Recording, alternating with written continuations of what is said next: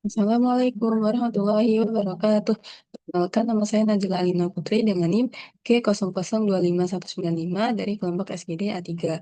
Pada kesempatan kali ini saya izin menyampaikan laporan praktikum anatomi blok 2.3, yaitu anatomi trunkus encephalitis, nervi cranialis, dan juga circulus arteriosus Willisi. Baik, langsung saja ke laporan 1. Skenarionya yaitu Pak Harja, seorang pria berusia 68 tahun, datang ke dokter dengan keluhan gerakan tubuh yang makin lambat, kaku pada otot, dan tangan kanannya sering bergetar sendiri saat sedang santai atau resting tremor. Dokter mendiagnosis Pak Harja menderita penyakit Parkinson, yaitu penyakit neurodegeneratif yang merusak pusat kendali gerak motorik di otak. Lalu pertanyaannya yaitu A, penyakit Parkinson berkaitan erat dengan kerusakan substansia nigra. Jelaskan letak anatomis dari substansia nigra.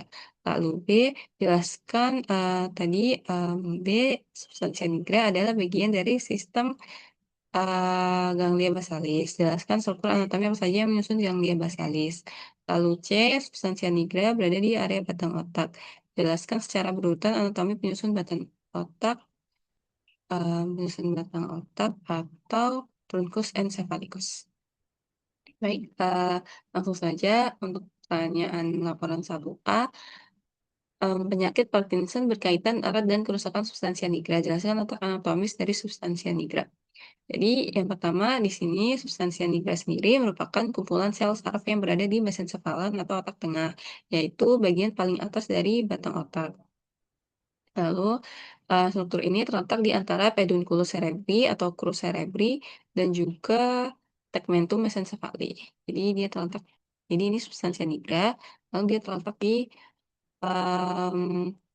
di antara pedunculus cerebri, crus cerebri, dan juga tegmentum mesencephaly. Lalu, substansia nigra tampak berwarna gelap karena mengandung pigmen neuromelanin. Lalu, secara anatomi substansia nigra dibagi menjadi dua bagian, yaitu pars compacta dan juga pars reticulata. Untuk yang pars compacta mengandung neuron dopaminergic yang menghasilkan neurotransmitter dopamin. Nah, pada penyakit Parkinson terjadi degenerasi neuron dopaminergic pada pars compacta sehingga produksi dopamin menurun. Penurunan dopamin menyebabkan gangguan pengaturan gerakan yang menimbulkan gejala seperti tremor saat istirahat, rigiditas otot, dan juga bradykinesia atau gerakan lambat. Jadi ini untuk substansi yang digerak sendiri dia terletak di antara tadi pedunculus cerebri, crus cerebri, dan juga mesencephaly.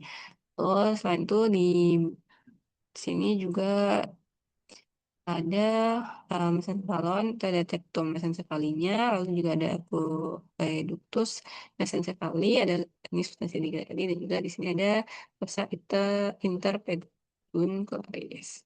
Lalu next, laporan 1B, substansia nigra adalah bagian dari sistem ganglia basalis. Silakan struktur anatomi apa saja yang menyusun ganglia basalis.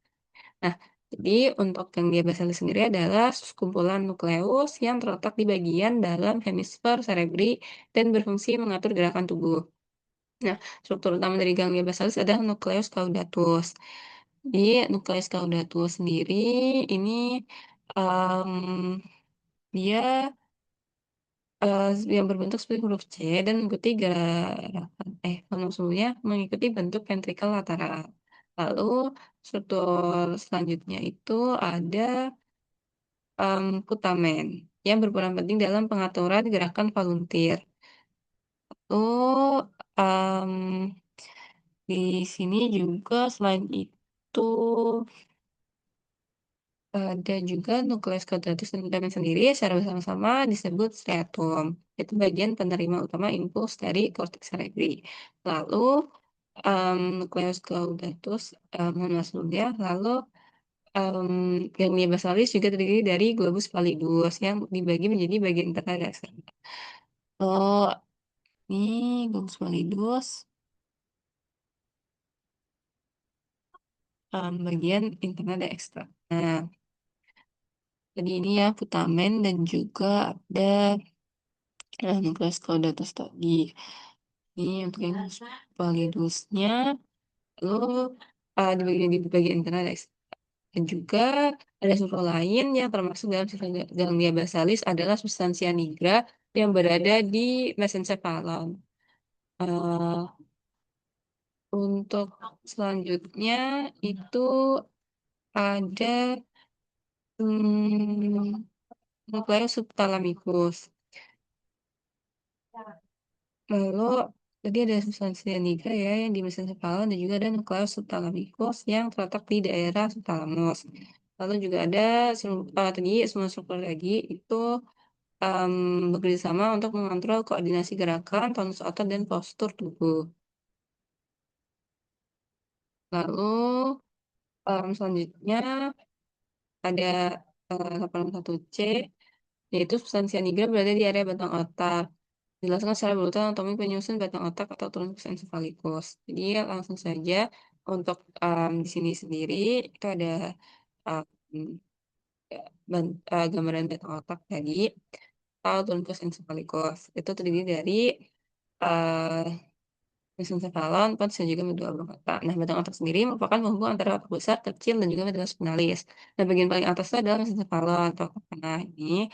Lalu juga mesencephalon itu mengandung substansi nigra, nukleus luber, dan juga pusat refleks visual serta auditori.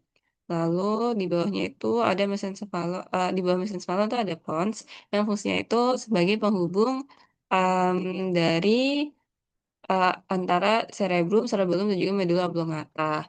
Lalu, pons itu juga menjadi tempat banyak keluarnya nukleus saraf kranial. Nah, selain itu, bagian bawah ini ada medula oblongata. Medula oblongata sendiri itu berperan dalam pengaturan fungsi vital seperti pernapasan, denyut jantung, dan juga tekanan darah. Medula oblongata berlanjut ke bawah menjadi medula spinalis. Jadi ini akan melanjut ke bawah menjadi medula spinalis. Lalu, jadi urutannya tadi dari square anterior dan mesencephalon, pons dan juga medula oblongata dari atas ke bawah. Sempalan, pons dan juga medula oblongata.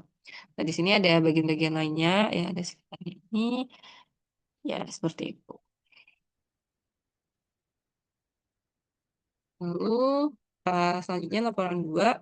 Skenario-nya, Pak Joko, seorang pria berusia 60 tahun, tiba-tiba mengalami pusing, berputar, atau vertigo yang sangat hebat, penglihatan ganda atau diplopia, dan kesulitan menelan saat sedang makan siang. Ia juga merasakan separuh badan kirinya mendadak lemas. Keluarga segera membawanya ke IGD. Setelah dilakukan pemeriksaan CT scan kepala, dokter mendiagnosis Pak Joko mengalami stroke batang otak akibat adanya penyumbatan pada pembuluh darah.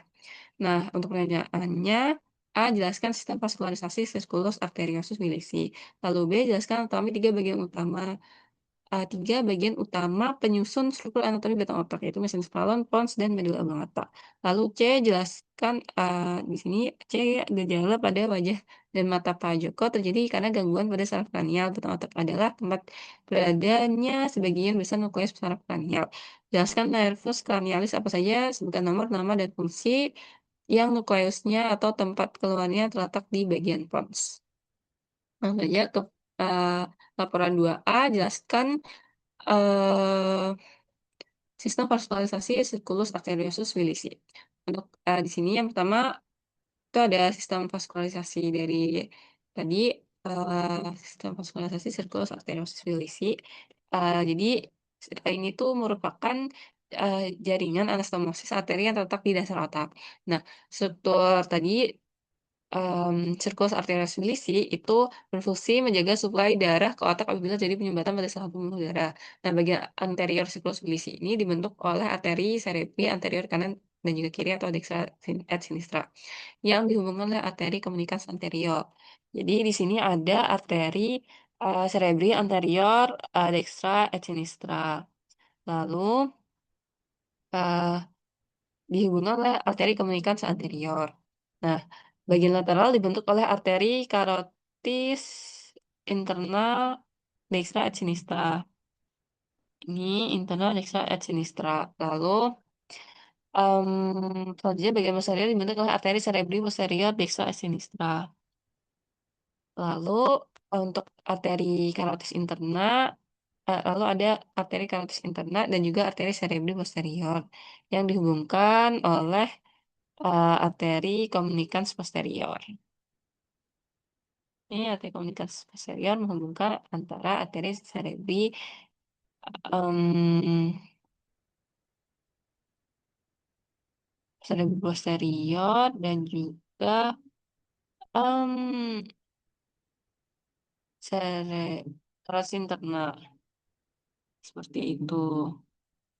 Lalu selanjutnya untuk arteri serebral posterior berasal dari percabangan arteri basilaris. Ini cabang. Lalu em, arteri basilaris sendiri terbentuk dari penyatuan arteri vertebralis dextra et sinistra. Lalu sistem ini itu memungkinkan aliran darah tetap mencapai jaringan otak meskipun salah satu pembuluh darah mengalami gangguan seperti itu. Jadi ini ada yang lain juga arterinya. Untuk lebih lengkapnya ada arteri koroidal anterior di sininya. Lalu ini ada ya dan lain-lain. Arteri vertebralis tadi dari sinistra, basilaris, cerebral posterior, lalu ada komunikasi posterior, cerebral media, koreksi ini, lalu ini cerebral anterior, gak ada komunikasi anterior. Lalu ini untuk tombak lateralnya seperti ini. Ada arteri basilaris di sini ya. Ini untuk gambarannya tadi untuk sistem vaskulasi arteri circulus arteriosus visi. Lalu laporan 2B jelaskan anatomi tiga bagian utama penyusun struktur anatomi batang otak mesin kepalan pons medula oblongata. Nah, jadi ini sama seperti laporan 1C tadi. Jadi kurang lebih seperti ini sama seperti tadi mesin spalon pons dan juga medula oblongata. Untuk mesin spalon sendiri dia merupakan bagian paling superior dari batang otak. Lalu em, bagian ini terdiri dari tektum, tegmentum, dan pedunculus cerebri. Lalu mesencephalon itu mengandung substansi nigra dan nukleus puber. Lalu fungsinya itu mengatur refleks visual, pendengaran, dan juga jarum motorik.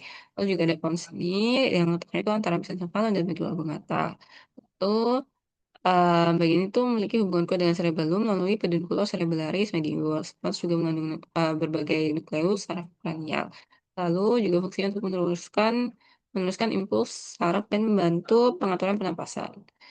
Lalu selanjutnya ada medula oblongata merupakan bagian terbawah dari batang otak. Struktur penting di dalamnya ada piramid, oliva, dan juga formasio reticularis. Medula oblongata mengandung pusat otonom yang mengatur fungsi vital tubuh. Fungsinya meliputi pengaturan denyut jantung, tekanan darah, pernapasan, menelan, muntah, dan batuk. Ya, lalu selanjutnya laporan 2C. Gejala pada wajah dan mata Pak Joko terjadi karena gangguan pada saraf kranial. Batang otak adalah tempat beradanya sebagian besar nukleus saraf kranial. Jelaskan nervus kranialis apa saja, sebutkan nomor, nama, dan fungsi yang nukleus atau tempat keluarnya terletak di bagian pons. Nah, jadi eh, di sini untuk eh, gambarnya tadi dari pons. Jadi ini untuk em, sarafnya yang keluar dari pons sendiri itu ada 4. Yang nukleus atau tempat keluarnya tadi berada di bawah itu. Yang pertama ada nervus 5 atau nervus trigeminus. Ini nervus trigeminus atau nervus 5. Lalu dia itu keluar di sisi lateral pons. Lalu saraf ini tuh merupakan saraf sensorik utama wajah. Fungsinya menerima rangsangan sentuhan, nyeri, dan suhu dari wajah. Komponen motoriknya menervasi otot-otot pengunyahan atau mustikasi. Lalu ada nervus 6. Ini dia nervous nervous 6 atau nervous abducens. Nah, nervous abducens keluar pada sulcus pulbopontinus dekat garis tengah. Lalu saraf ini menginervasi otot rectus lateralis. Fungsinya menggerakkan bola mata ke arah lateral atau abduksi. Lalu kerusakan saraf ini dapat menyebabkan diplopia atau penglihatan ganda. Lalu selanjutnya ada nervus 7. Dan nervus 7 ini itu nervus facialis. Nah, nervus facialis keluar pada cerebellopontine angle. Nah, saraf ini tuh mengatur otot-otot ekspresi wajah. Selain itu, saraf ini berperan dalam produksi air mata dan air liur. Nervus facialis juga membantu sensasi pengecapan dari 2/3 anterior lidah. Lalu selanjutnya ada nervus 8 atau nervus vestibulocochlearis. Nah, nervus ini keluar bersama nervus facialis di cerebellopontine angle. Lalu Em, bagian vestibular berfungsi menjaga keseimbangan tubuh. Lalu untuk yang koklear berfungsi dalam proses pendengaran. Kerusakan saraf ini dapat menyebabkan vertigo, gangguan keseimbangan, dan penurunan pendengaran. Sekian dari saya, kurang lebihnya saya mohon maaf. Terima kasih. Wassalamualaikum warahmatullahi wabarakatuh.